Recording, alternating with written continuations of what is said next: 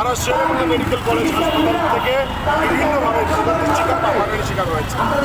শুধু আমরা সারা বাংলাদেশে প্রত্যেকটা জেলায় যারা সরকারি হাসপাতালে গেছে, সেবা নিতে গেছে, কিন্তু হয়রানির শিকার হওয়া বা ভোগান্তির শিকার হবে এমন নজির মধ্যে বাংলাদেশে খুব কম আছে। তা আমরা এখানে এই ভোগান্তি নিরসনের দাবিতে, হয়রানি নিরসনের দাবিতে, 3 দফা দাবিতে আমরা এখানে বৈশাখের সাধারণ জনতা রাজপথে নেমে এসেছি, অবস্থান কর্মসূচি করছি।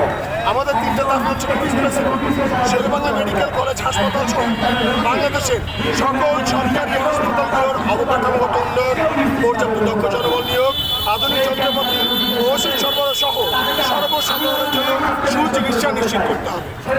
আমাদের দ্বিতীয় দাবি, স্বাস্থ্য মন্ত্রণালয় সহ দেশের সকল হাসপাতালগুলোতে দুর্নীতি প্রতিরোধে প্রশাসনিক দক্ষতা বৃদ্ধি, দলীয় রেজাভিত্তিক ডাক্তার রাজনীতি নিষিদ্ধ, ডিজিটাল অটোমেশন এবং স্বচ্ছ টাস্ক ফোর্স গঠন করতে হবে।